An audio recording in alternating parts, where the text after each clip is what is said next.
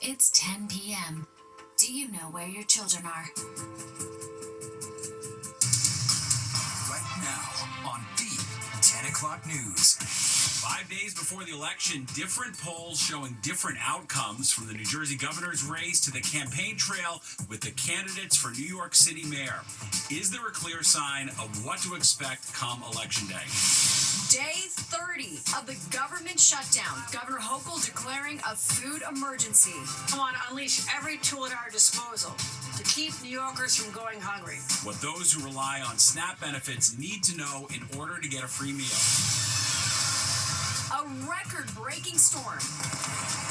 A nasty day of rain bringing down trees and power. Flash flooding leaving intersections underwater and basements inundated with water. Their full basement flooded, and we've complained to the city, but to no avail. Fox 5 team coverage starts right now. And welcome to the 10 o'clock news. I'm Natasha Verma. And I'm Steve Lacey. Everywhere you look, the effects of this storm are clear, and the extreme weather turns deadly. Unbelievable flash flooding, submerging cars at an intersection in Bed-Stuy, Brooklyn. Pedestrians can be seen slugging through the water, with others trying to clear a storm drain. Wow, unbelievable video there. And it's not just flooding. The wind sending trees toppling down onto homes, cars, and roads in New York City and New Jersey. Power is out for some Con Ed customers. Roughly 1,600 people are without electricity. Live team coverage starts right now. Chief Meteorologist Nick Gregory is tracking the storm. All right, first though, Kendall Green's live in Brooklyn, where a person was found dead inside a flooded basement. Kendall. Hey, good evening, Steve and Natasha. Earlier this evening, we were here on scene when a man ran up to this house, all to find that his friend was pronounced dead here on scene, and now we're learning more about what happened. But first, let's take a look at what the scene looked like here earlier. Police got the call around 4:20 this afternoon about a man inside of the basement at 564 Kingston Avenue, and when they arrived on scene, someone reported a 39-year-old man was inside of that flooded-out basement, and before police could make it here on scene, we've learned that the FDNY scuba team arrived first to remove that victim from the home. Now, EMS took him to Kings County Hospital where he died. A witness here says it was difficult watching his friend get carted off, describing him appearing to be lifeless, telling us how he ended up down in the basement to begin with. The most human, listening, not ulterior motive, not egotistical motive, the most genuine, giving, never asking for anything, just always giving. Yeah, he was trying to save his dog, 10-year-old dog, that wasn't even really useful, and she used to cause us attention all the time, and... He saved one of the dog. Yeah, he saved the new dog, 6-month-old dog. Now, just to paint a broader picture of the issue, crews were pumping out water from that basement, and it was a constant stream for all of about 35 to 40 minutes. That goes to show just how much water filled that basement before claiming the life of that 39-year-old man. And the flooding is not just a one-time incident. In fact, it's become a consistent concern among residents. We spoke to a woman who owns multiple properties near this incident, and she says she panics anytime there's rain in the forecast because she's unsure what will come with it. Every single time when it rains, my heart and pressure goes up because I know what to expect. This corner has been causing so many problems, even though the city came out and tried to correct it, but they're not making it big enough so all the water can go in at one time. We live on a valley, so the water's coming in from 4 directions, and by it constantly pouring in, it floods the whole area, and it floods everyone's home. Now, we're still working to learn more about the ID of that individual. As soon as we have it, we'll make it known on air and online. But that's the latest here in East Flatbush. Kendall Green, Fox 5 News. Steve? All right, thanks, Kendall. And we're following breaking news out of Washington Heights, where police say a 43-year-old man was found dead inside a flooded boiler room. It happened around 4:45 today in the basement of a building on West 175th Street. Police say the victim was unconscious and unresponsive and pronounced dead. at the scene. Well, the worst of the storm is now over. And that's good news. Nick Gregory's at the weather wall as the storm now exits this region. And it made quite a mess, Nick. Oh, it was very impressive, Natasha and Steve. I mean, we had 2 inches of rain pretty much within about a 2-hour period, right? So raining at about 1 inch per hour as we went through about the 2 to 4 o'clock time frame, or 1 to 3 o'clock time frame, depending on where you were. And it ended up a record rainfall. We had 1.85 inches in the city. The old record for today is 1.64 inches, set way back in 1917. Look at White Plains, 2.5 inches there, almost 2 inches at Bridgeport, over 2 inches at Islip. Same deal down at Newark. Again, a real good soaking, and it would be great to help our drought situation if it happened over a extended period of time. But again, you got this in the short burst, causing all those problems. Well, that burst of rain, it's now over southeastern New England and moving along. We still have a little line of showers here, even a little bit of thunder shower activity. That's kind of falling apart, though. We'll keep the shower in the forecast early tonight. These showers probably won't survive as they kind of wrap around that storm system. The next issue for us is going to be the wind. It's not that bad now. It's only about 3 to 10 miles per hour, and the gusts are only hitting 16 in Monticello, but a little higher on the east end. Those gusts are going to pick up, as you see here in our futurecast. Out the door in the morning, gusting 33. Look at this. By the afternoon, we're gusting 40, 45. And that continues into tomorrow night. Still strong gusty wind conditions even in towards Saturday. Here's Saturday morning, about 11 a.m., gusting 25 to 30 plus miles per hour. Eventually, it kind of calms down. But that's prompted a wind advisory for the entire area for tomorrow. It's going to go into early Saturday morning, and still for just a little bit longer down in Ocean County. We have that coastal flood warning that's going to go right until about midnight. Natasha? All right, Nick, thank you. And just an important reminder for you that if you see a lot of flooding water, turn around. In Bayonne, New Jersey, an adult and a young girl were rescued from a car. It takes just 12 inches of water to carry away a small car. The Office of Emergency Management says turn around, don't drown. All right, let's take a live look right now at Newark International Airport. Travelers at all major airports in New York and New Jersey faced hours of delays due to the weather.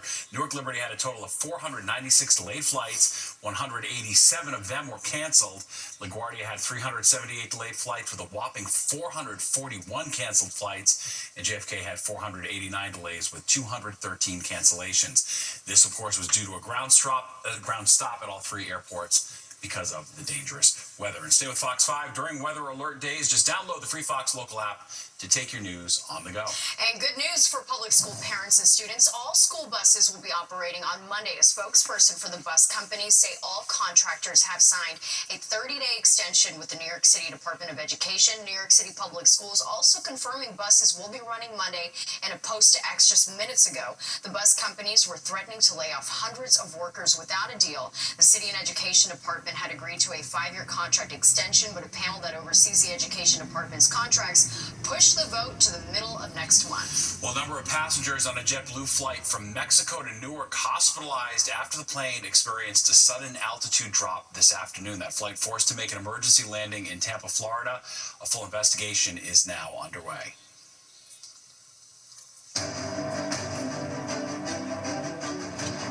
City race for mayor is seeing an influx of polls during these last few days of the campaign. It has the candidates on the campaign trail working to sway still undecided voters before Election Day. All right, Fox 5 Sharon Crowley joins us now live in studio, and the polls are on a seesaw. One day Cuomo makes up some ground. The next day, Mom Donnie makes it right back up.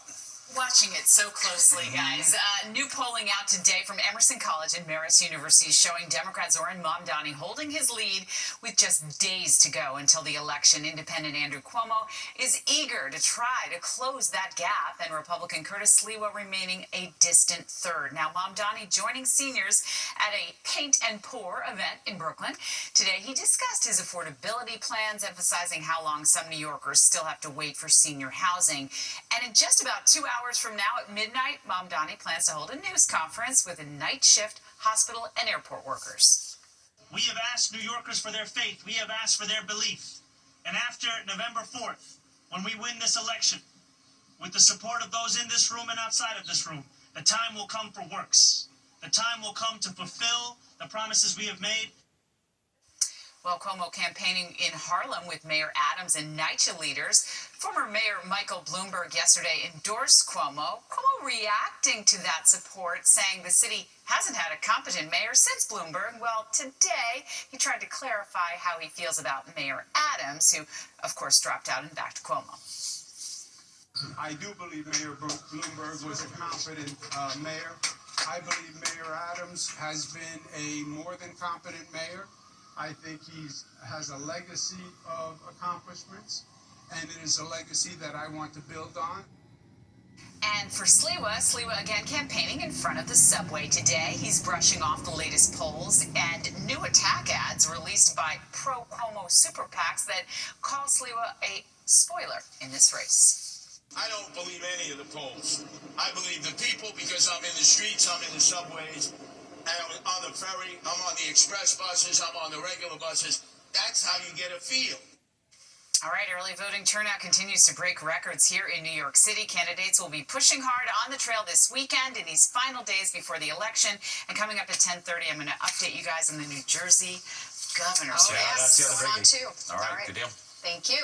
And for the latest on the New York City Mayor's race, tune in to Battleground NYC, the Fight for Your Vote, hosted by SE Cup. It streams every weeknight at 7 p.m. You can also watch it right here on Fox 5, weeknights, right after the 10 o'clock news. New York City Marathon is all about overcoming the odds. That's right. A Manhattan woman is doing just that. You can hear her story of perseverance after recovering from brain surgery. And taking no chances, a parking garage is shut down in White Plains, leaving drivers scrambling to get their cars out. Plus, Stephanie Bertini live in the newsroom tracking the SNAP benefit crisis. That's right, Steve. Tonight, from hearing from both the mayor and the governor about what's being done to help people starting on Saturday. That story coming up straight ahead right here.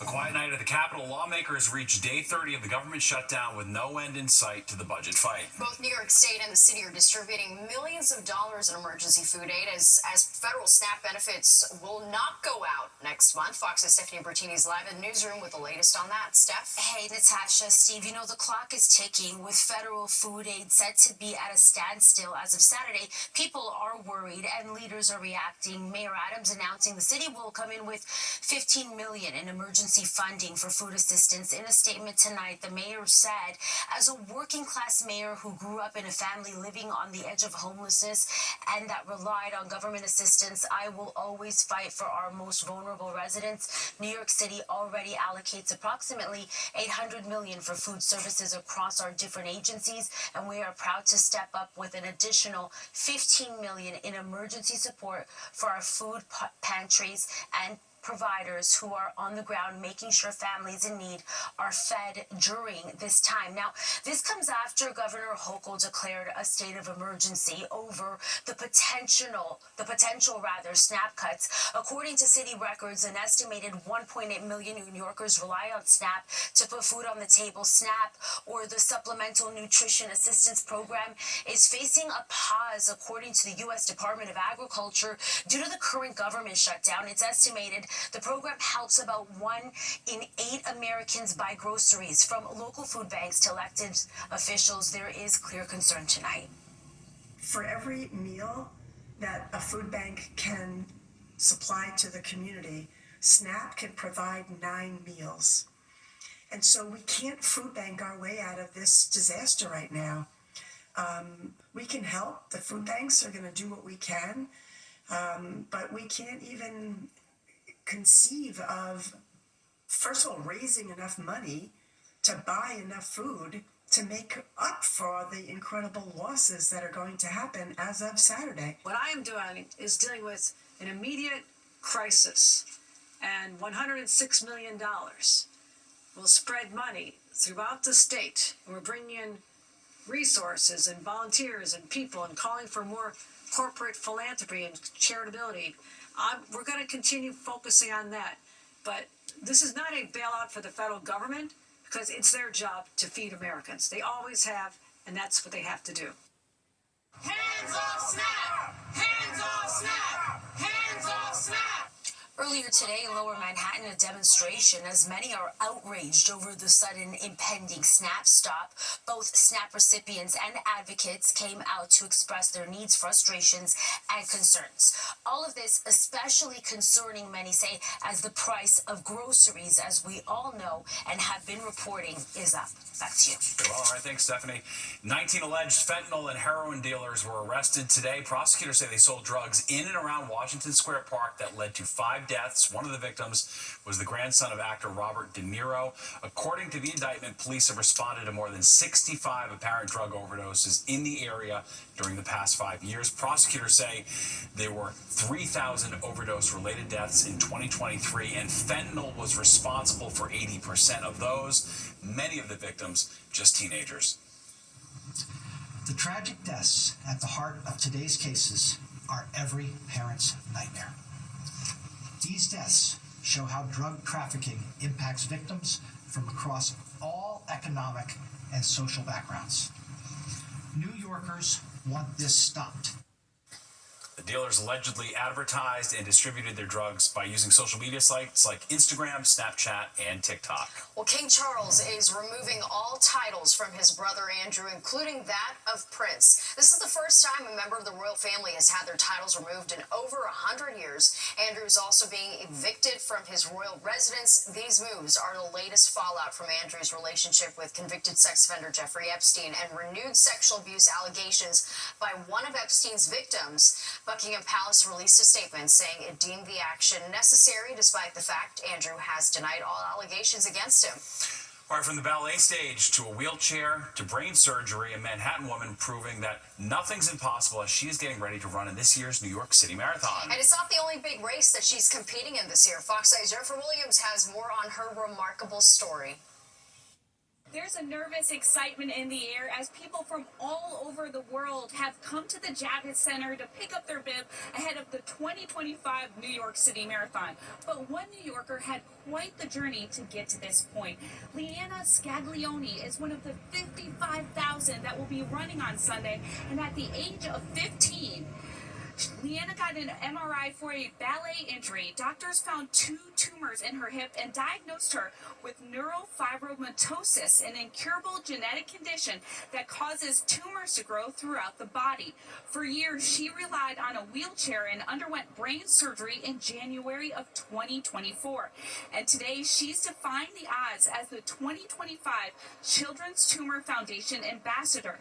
The 32-year-old who calls the Upper East Side home considers herself an avid runner and believes she's on track to become the first woman with NF2 to run all 6 Abbott World Marathon majors. This will be her 3rd time taking on the 5 boroughs. For me, it's also very special because it was my first ever marathon out of the 5 that I've run total. Last year, I went through a major brain surgery to remove my right vestibular schwannoma, and I woke up with facial paralysis. And 2 months before the New York City Marathon, I had facial reanimation surgery. And on the morning bus ride to the Start Village is when the facial reanimation took effect and my face started to wake up and I got a flicker of movement. It was the start of me getting my smile back, and so for me, the New York City Marathon will always be special. Now, Leanna jokingly told me that the course goes past her apartment, so if she needs to bail out of the 26.2, she can do that if she needs to, but as you heard, she's a total pro and a testament of the power in yourself. At the Javits Center, Jennifer Williams, Fox 5 News. She's amazing, Yeah, for for sure. sure, yep. Well, new images showing the sheer devastating damage in Jamaica. That's right, homes ripped to shreds. We're going to hear the harrowing stories of those who weathered out that monster Category 5 storm.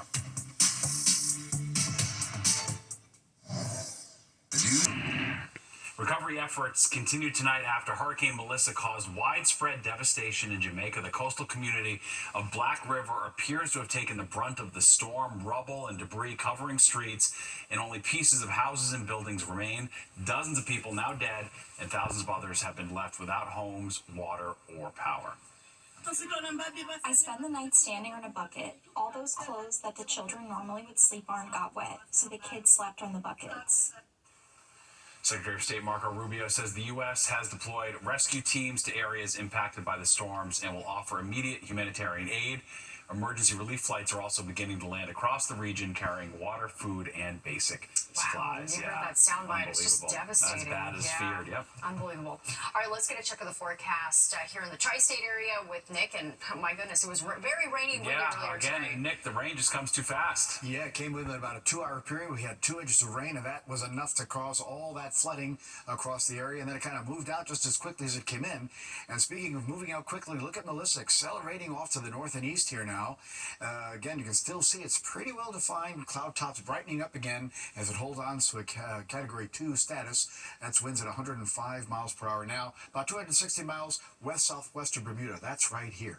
So it's going to pass them to their west, which means they're on the right side of the hurricane, which means that's the bad side to be on because they get the highest wind and the potential coastal damage there. And, of course, we'll be seeing a lot of rainfall as Melissa then eventually just kind of accelerates off to the north, goes past Newfoundland, and then eventually heads up towards Iceland, of all places. They may have some problems up there, so we'll have to see what ends up with Melissa. Of course, for us, again, we just may still see some large swells, and that could still lead to some beach erosion. In the meantime, let's look at the future cast. The heavier rain that we had earlier, that's gone. Still a couple of showers in the next 1 to 3 hours, particularly, again, as you move from north of New York City. And then tomorrow we'll start the day with some sunshine. It'll be in the 40s in the suburbs and about 50 or so in the city. But then the clouds are going to take over late morning into the afternoon.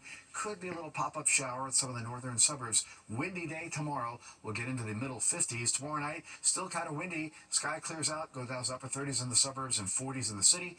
And then back to the mid to upper 50s on Saturday. Still a windy day, but at least we'll have some sunshine around here. 50 tonight in town.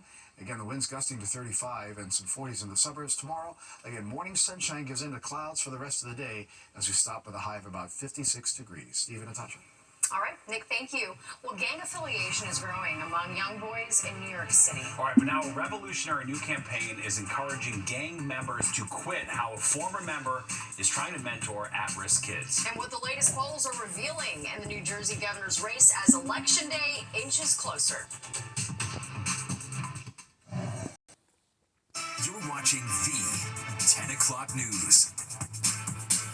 Bracing for Election Day, the tight race for New Jersey governor may be loosening with the Democratic candidate seeing a boost in the polls. Welcome back to the 10 o'clock news. I'm Natasha Verma. And I'm Steve Lacey. With less than a week to go, a new poll shows Democratic candidate Mikey Sherrill slightly widening her lead over Republican Jack Ciattarelli. And Fox 5's Sharon Crowley is live in the newsroom with the numbers. Sharon? Yeah, that's right. A new Quinnipiac University poll out today showing that Democrat Mikey Sherrill is ahead of Republican Jack Ciattarelli by 8 percentage points. Another poll by Emerson College has the two rivals in a dead heat, though. Sherrill campaigning today with former Transportation Secretary under President Biden, Pete Buttigieg. She says, if elected, she would push to restore funding for the Gateway Tunnel Hudson River project that would connect New Jersey to New York. President Trump has stopped funding it. When President Trump illegally said that he was going to terminate the project, once again, we swung into action to fight that. Republican Jack Ciattarelli has been campaigning during his diner tour stop. He tries to overtake Sherrill in these last couple of days of the race. He says that he's confident he can do it before Election Day next Tuesday. Guys, I could not be more excited. There are positive signs everywhere that we're going to win this race. Have you seen the latest polls?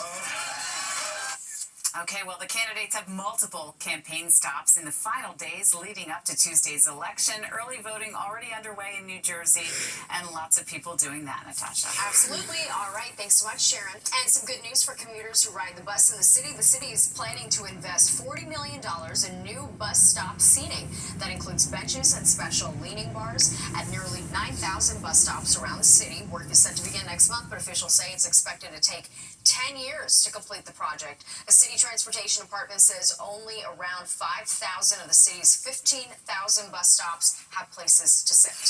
Hundreds of police officers packed Newark's Cathedral Basilica of the Sacred Heart today to pay tribute to fallen heroes. The Blue Mass honored 7 officers who've died over the past year, including those who succumbed to 9/11 related illnesses.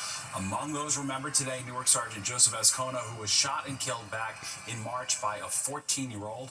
Colonel Joseph Tobin presided over the 32nd annual Blue Mass, which featured police honor guard units, bagpipers, and drummers honoring the service and sacrifice of officers. Well, just 2 weeks ago, a parking garage collapsed in White Plains, and now the city is not taking any risk closing a nearby garage with possible structural issues. All right, and Fox 5's Richard Giacobis found drivers are now rushing to get their cars out. Al Cochran took the train up from Manhattan to White Plains Thursday night after opening his inbox to an email from the company where he parks his car. That email asking Al to immediately relocate his car. Panicked. If you read the email, it makes me feel like something's wrong. I said, is my car safe? It appears that something is wrong. As of Friday, the Lexington Grove Municipal Parking Garage in White Plains next door to the old Galleria Mall will be closed down. Barriers along with public safety crews are already in place to ensure no one else enters. The reason?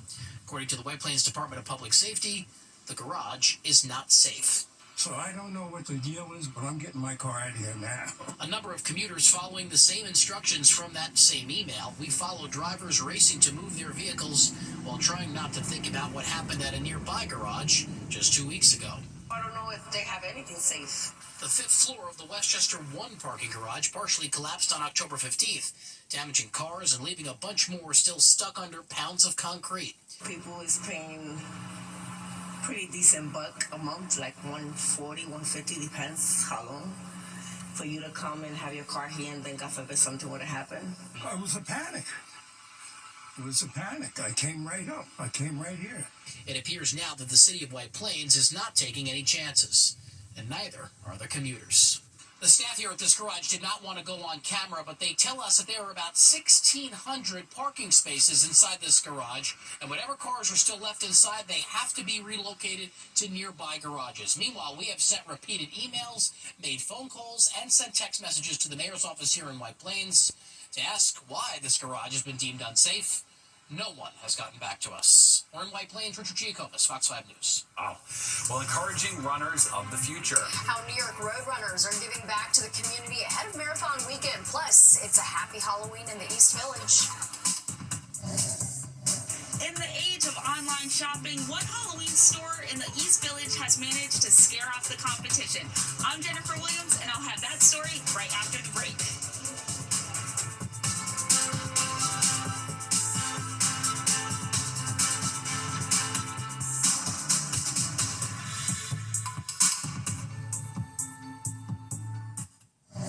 Fox 5 and Fox Local, from the mayor's race to the governor's race. The latest twist in this election season. Fox 5 has you covered on air and streaming on the free Fox Local app starting at 4 p.m., including an extended edition of the 10 o'clock news. And catch a special battleground 5 and 7 p.m. exclusively on Fox Local.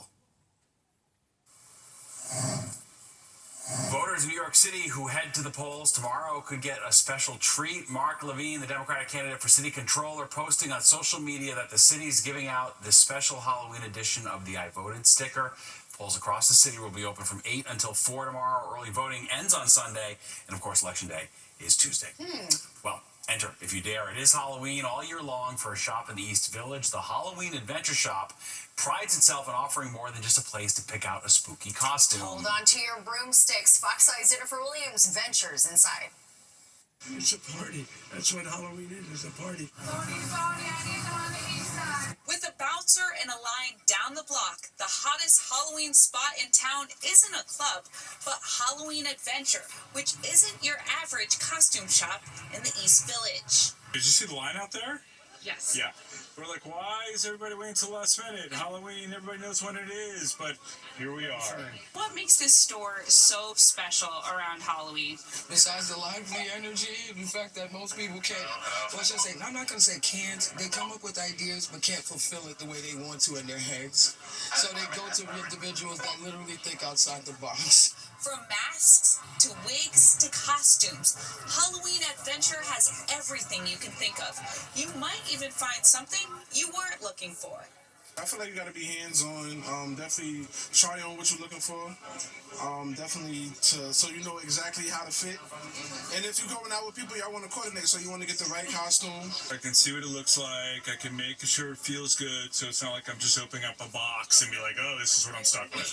It's a whole touch and feel. It makes it so much better. But it gets harder and harder to keep the doors open with e-commerce cutting into sales. The pandemic nearly shut them down, and it also doesn't help that the city gets flooded with Halloween pop-up shops every fall. The business has really changed. We're not doing like we used to, because at one time you didn't have the internet, and Spirit, which is a really big organization, does a good job.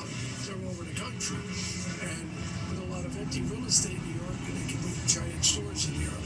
That affects us, but people still want to touch and feel it. The expansive store opened in 1997, and owner Anthony Bianchi has not only managed to keep the mom and pop shop alive, but keep the family feel of it alive as well. It's still New York. It's Halloween all year round in New York. I feel like people come here to express themselves. For I love being here. As the witching hour approaches, Halloween Adventure will be open from 11 a.m. to 10 p.m. on Halloween. In the East Village, Jennifer Williams, Fox 5 News. Okay, some of those masks were really cool, like that werewolf one. Year round, there's such money in these costumes. Let's be honest. You wear it for one day, and it's all cheap plastic nonsense. Then you charge $40 for it. Good racket if you can get it. All right, let's go to Nick now for a look at the forecast. The good news is it's going to be dry and cool tomorrow for Halloween. It is, right? Because you remember last year it was 80 degrees. I remember it well. My daughter was sweating it out. Yes, very warm Halloween. This year, different story. Again, it'll be a nice day, just a windy day. That's going to be the big problem tomorrow. The winds will be gusting 40, 45 miles per hour, but it should be dry onto the evening. It's dry now. We do have some clouds still overhead. There are showers off to the north and east. Actually, a little shower just ended in Manhattan. 61 and 50 today. That's about average. 82.31 in the records, and your sunrise 7:24 down 5:54. And you'll see more sun tomorrow morning than tomorrow afternoon. Again, still a couple of showers in the area. 62. Well, that's our new high now for the day. Just changed. We have winds pretty much holding near calm in the city. It'll be picking up in speed overnight. Still high humidity. Pressure still falling rapidly though. 209.37. That's pretty low. And there's our record rainfall of the day. 1.85 inches. The old record for today is 1.64. Said back in 1917. 2.5 for White Plains. 2 inches there at Newark. More than 2 inches at Islip, almost 2 inches at Bridgeport. So real good soaking, good for drought relief. But again, we need this spread over more of a couple of days instead of coming down in 2 hours. All right, so low 60s currently. White Plains to Islip, down to Belmont 61, 60 even on the east, and then 50s Hudson Valley, North Jersey into eastern Connecticut. Wind not a big deal. A little circulation here, right? So that's why that pressure is falling rapidly. That little low pressure area is right on top of us here. So the wind will start picking up though as the night goes along, and we still for just a little bit longer have that coastal flood warning down here in Ocean County. It's going to expire at about midnight. All right, so again, we're close to some high temperatures now. Upper 50s to low 60s. 58 Hartford, 61 Hamptons, 63 at the shore. Same for Allentown. And as you move through the northeast, you'll see temps pretty much in the 50s there. Concord to Albany, Rochester 48. But look at Philadelphia, 71 today. Upper 60s down towards Virginia. And then we get back towards the Ohio Valley and back towards the 50s here. 51 Pittsburgh, 50 Detroit into Chicago. So we'll see our temperatures back into the middle 50s for tomorrow. That's still a bit below average though. All right, our heavier rain, that's now by the Cape. But look at this little thin band of showers. This will probably be about the last of it because these showers off to the west won't survive. And again, we're watching that little storm center almost on top of us here as time goes along. And so that's going to kind of move along, and we'll see some clearing by tomorrow morning. As you'll see here in our future cast, again, the showers go away. 40s in the suburbs and about 50 in the city. To go through tomorrow, clouds will take over after some morning sunshine. Pretty much just mid-50s tomorrow, but a very windy day still in the forecast. Clearing out tomorrow night. As we head to Saturday, still rather windy and still kind of holding in the mid and upper 50s, which is pretty seasonal for this time of the year. Again, you can see our wind forecast shows it pretty gusty tomorrow. In fact, by the time we get to mid-morning in the afternoon, those gusts are going to hit about 40 miles per hour. Wind advisory covers everybody until early Saturday morning. 59 in the city. Showers come to an end. The wind picks up, 40s in the suburbs. Then for tomorrow, well, again, morning sun gives into clouds, 56. dry for Halloween evening. Saturday, windy 58. Remember, early Sunday, we change our clock back 1 hour, get a little extra sleep this weekend. Marathon, great. 40s to start, 50s to finish, looking good. Monday looks good. Showers at night. They'll be gone for Election Day. A windy Tuesday, though, and we'll stay in the upper 50s into most of next week. Nice. All right, thanks, Nick. Well, this year's biggest Halloween costume is from the Netflix hit K-pop Demon Hunters. But what was the trend back in the 1980s? The answer is not a character from a scary movie, but rather real-life people. We'll explain.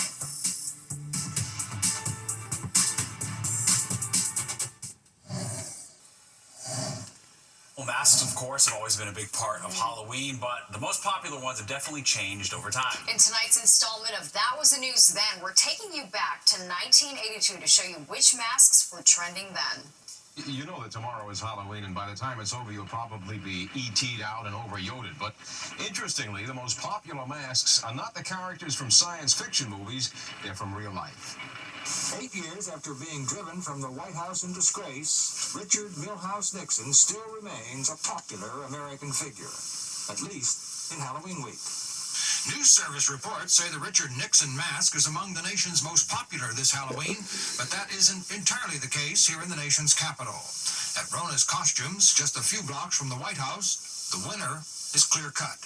We have more calls for Reagan than anything else. Nixon would be second, Carter third, I guess. How do you account for that? Well, Reagan is a very popular president. Personally, he has wonderful charisma. Well, they all just love him. Presidential masks have been popular since the Kennedy days, although Sims admits they're bigger with older folks than with young.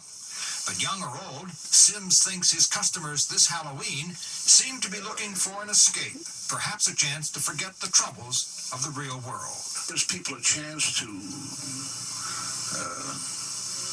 shed their everyday worries and all and get into a different character. And I think it'll always be very popular. Sims reports his Halloween business could set all-time records thanks to the popularity of Ronald Reagan. But then, of course, we won't know until next week how far that popularity really extends. In Washington, I'm Andy Castles for the 10 o'clock news. Yeah. Wow. Those over-the-head masks were all the rage back then, that's for sure. All right, and there's more of the 10 o'clock news straight ahead. We'll be right back.